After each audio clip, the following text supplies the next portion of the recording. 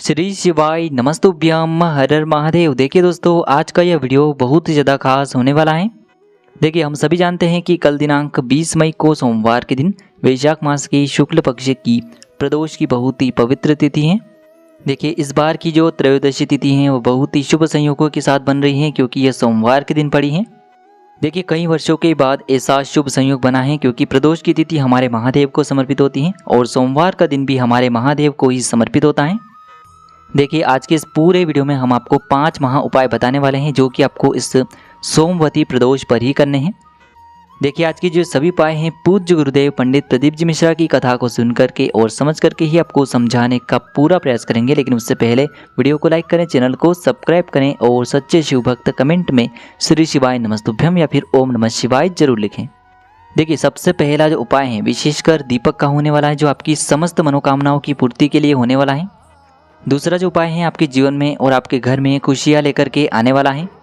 यदि आपके घर में किसी भी प्रकार का ग्रह क्लेश है तो उसे दूर करने वाला है। तीसरा जो उपाय है आपकी किस्मत को चमकाने वाला है। आपके जीवन में जो भी दुर्भाग्य हैं, दरिद्रता है, उसे दूर करने वाला है। चौथा जो उपाय है विशेषकर 2 दीपक और 2 चावल के दानों का होने वाला है, जो कि विशेषकर मनोकामनाओं की पूर्ति के लिए है।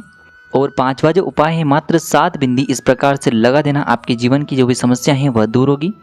तो इस प्रकार से आज के इस वीडियो में हम आपको 5 महा उपाय बताने वाले हैं। चलिए दोस्तों, जान लेते हैं पहले विशेष उपाय के बारे में।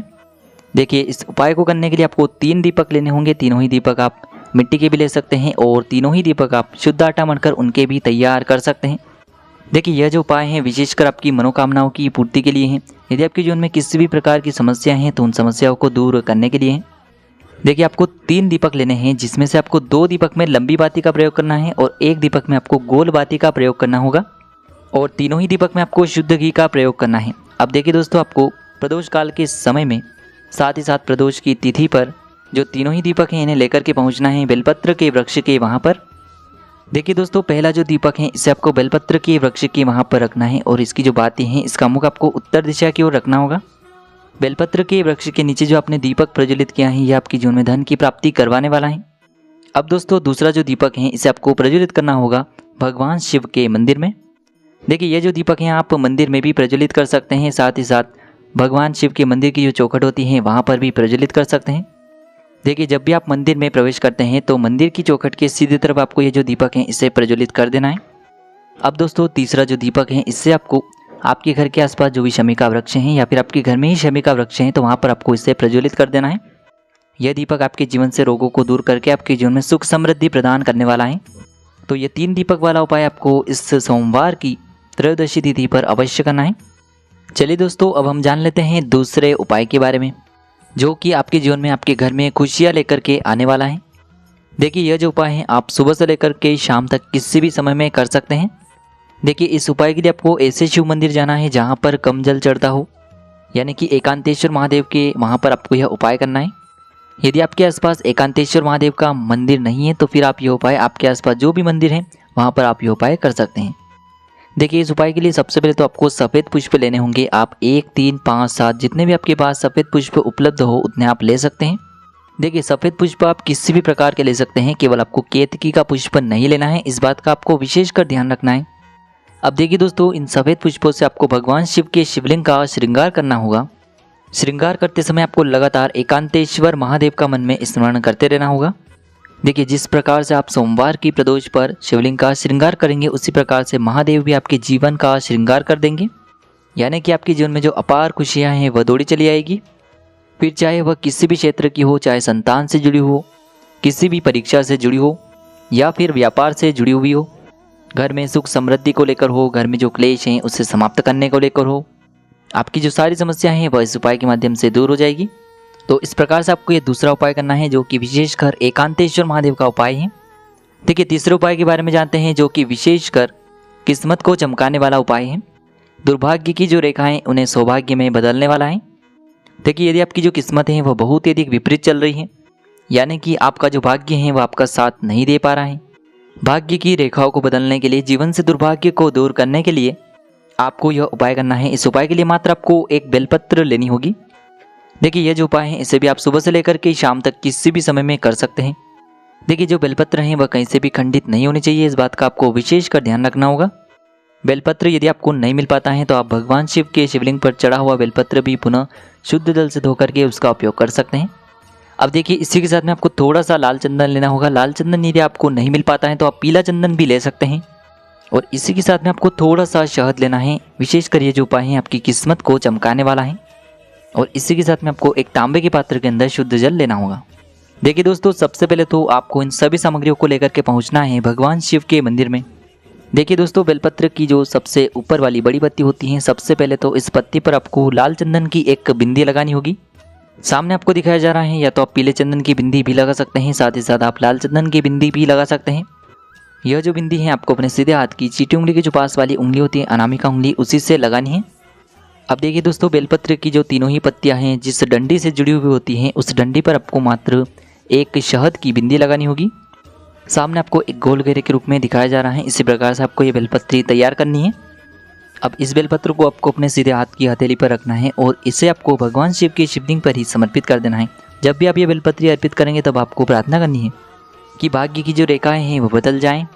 देखिए ये जो बेलपत्र हैं आपको अपनी हथेली से ही भगवान शिव के शिवलिंग पर विपरीत समर्पित कर देना है, यानी कि चिकनी साइड शिवलिंग से स्पर्श रहेगी, डंडी वाला भाग जलाधारी की ओर रहेगा। इस प्रकार से आपको ये बेलपत्री शिवलिंग पर अर्पित कर देनी है। अंत में जो आप एक लोटा शुद्ध जल लेकर के गए थे, इसे भी आपको भगवान शिव के शिवलिंग पर ही समर्पित कर देना होगा। श्री शिवाय नमस्तुभ्यम इस मंत्र का जाप करते हुए देखिए इस उपाय के माध्यम से आपका जो भाग्य है वह चमकने लगता है, आपकी जो किस्मत है वह चमकने लगती है। अब दोस्तों हम जान लेते हैं चौथे विशेष और चमत्कारिक उपाय के बारे में। देखिए इस उपाय को करने के लिए सबसे पहले तो आपको मात्र 2 चावल के दाने लेने हैं। चावल के दाने लेते समय ध्यान रखें कि ये कहीं से भी खंडित नहीं होने चाहिए। अब इसी के साथ में आपको 2 दीपक भी लेने होंगे। देखिए आपको एक दीपक में आपको गोल रुई की बाती का प्रयोग करना होगा और जो दोनों ही दीपक हैं इनमें आपको शुद्ध घी का प्रयोग करना होगा। देखिए दीपक जो हैं वह आप आटे के भी ले सकते हैं, साथ ही साथ माटी के भी ले सकते हैं। इसी के साथ में आपको एक तांबे के पात्र के अंदर शुद्ध जल लेना होगा। देखिए आपकी किसी भी प्रकार की मनोकामना हो, चाहे आपको धन संबंधित समस्या दूर करनी हो, धन की यदि आपको प्राप्ति करना हो, या फिर आपको जीवन में सुख शांति प्राप्त करना हो, जीवन से ग्रह क्लेशों को दूर करना हो, जीवन से मानसिक तनाव को दूर करना हो, तो आपको ये चमत्कारिक उपाय करना चाहिए। देखिए सबसे पहले तो आपको ये जो सभी सामग्रियाँ हैं इन्हें बेलपत्र के वृक्ष के वहाँ पर लेकर के पहुँचना है। और आपके पास जो एक चावल का दाना है इसे सबसे पहले तो आपको बेलपत्र के वृक्ष की जड़ में ही अर्पित करना होगा। अब इसी चावल के दाने के ऊपर जो आपके पास लंबी बाती वाला दीपक है इसे आपको प्रज्वलित कर देना होगा। इस दीपक की जो बाती हैं इसका मुख आपको उत्तर दिशा की ओर रखना होगा और आपकी जो भी परेशानियां हैं, चाहे धन संबंधी जो भी समस्या हैं वह दूर हो, जो भी आपकी मनोकामना है उसे परिपूर्ण करने की आपको प्रार्थना करनी है। अब दोस्तों अभी भी आपके पास जो एक चावल का दाना है, एक गोल बाती का दीपक है, साथ ही साथ एक जल का पात्र है, इसे लेकर के आपको पहुंचना है भगवान शिव के मंदिर में। देखिए प्रदोष की तिथि है, इसीलिए इसमें प्रदोष काल का विशेष महत्व होता है, इसीलिए आपको ये जो उपाय है प्रदोष काल के समय में ही करना है। देखिए सबसे पहले तो आपके पास जो दीपक है गोल बाती का, इससे आपको भगवान शिव के शिवलिंग के सामने ही प्रज्वलित कर देना होगा। अब दोस्तों आपके पास जो चावल का दाना है इसे आपको उस जल के पात्र के अंदर डाल देना होगा, सोमेश्वर महादेव का मन में स्मरण करते हुए। और ये जो जल है इसे आपको भगवान शिव के शिवलिंग पर ही अर्पित कर देना होगा, सोमेश्वर महादेव का मन में स्मरण करते हुए। देखिए आपने जो बेलपत्र के वृक्ष के नीचे चावल का दाना अर्पित किया है वह आपके जीवन से धन की समस्या को दूर करने के लिए है। और जो आप शिवलिंग के ऊपर चावल का दाना अर्पित करते हैं उससे आपका जो मानसिक तनाव है, शरीर में जो भी बीमारियां हैं, जो भी तनाव हैं वह दूर होता है। तो इस प्रकार से आपको ये चमत्कारिक उपाय भी करना है। अब दोस्तों हम जान लेते हैं 5वें चमत्कारिक और अंतिम उपाय के बारे में। देखिए यदि आपकी कोई भी मनोकामना है जो अभी तक परिपूर्ण नहीं हो पाई है तो आपको शिव परिवार का पूजन करके आपकी जो भी मनोकामना है उसे परिपूर्ण करवाना है। बहुत ही प्यारा सा और सुंदर सा उपाय है। आपको मात्र पीला चंदन लेना होगा। पीला चंदन आप पाउडर के रूप में भी ले सकते हैं, यदि आपके पास लकड़ी है तो इसे आपको घिस कर के चंदन के रूप में तैयार कर लेना होगा। इसी के साथ में आपको एक जल का पात्र लेना है और इन दोनों ही सामग्रियों को लेकर के आपको पहुंचना है भगवान शिव के मंदिर में। देखिए दोस्तों सबसे पहले तो आपके पास जो तांबे के पात्र के अंदर शुद्ध जल है इसे आपको धीरे धीरे भगवान शिव के शिवलिंग पर ही अर्पित करना होगा, श्री शिवाय नमस्तुभ्यम इस मंत्र का जाप करते हुए। अब दोस्तों आपके पास जो पीला चंदन है इसे आपको थोड़ा सा गीला करना है और इस पीले चंदन को आपको अपने सीधे हाथ की अनामिका उंगली में लेना है और पहली जो बिंदी है चंदन की आपको भगवान शिव के शिवलिंग पर लगानी होगी। फिर दूसरी जो बिंदी है इसे आपको भगवान श्री गणेश जी वाले स्थान पर लगानी है। तीसरी बिंदी जो है इसे आपको भगवान श्री कार्तिकेय जी वाले स्थान पर लगानी है। चौथी जो बिंदी है आपको माता अशोक सुंदरी वाले स्थान पर लगानी होगी। 5वीं जो बिंदी है आपको माता पार्वती का जो हस्तकमल यानी कि कटी वाला भाग होता है वहाँ पर आपको लगानी है। 6ठी जो बिंदी है आपको जलाधारी के बिल्कुल अंतिम कोने पर लगानी है। और 7वीं जो बिंदी है इसे आपको भगवान शिव के शिवलिंग के पिछली तरफ लगानी है। इस प्रकार से 7 बिंदी शिवलिंग पर लगाने से आपके जीवन के जो सारे कष्ट हैं वह दूर होते हैं। पूरा परिवार आपसे प्रसन्न होकर के आपकी जो भी समस्या है उसे दूर करेगा। प्रत्येक बिंदी को लगाते समय आपको श्री शिवाय नमस्तुभ्यम इस मंत्र का लगातार जाप करते रहना होगा। तो देखिए दोस्तों, आज के इस पूरे वीडियो में हमने आपको सोमवार की इस प्रदोष की तिथि पर किए जाने वाले 5 महा उपाय बताए हैं, जो भी आपके लिए उचित हैं, सरल हैं, उसे आप कर सकते हैं। श्री शिवाय नमस्तुभ्यम। हर हर महादेव।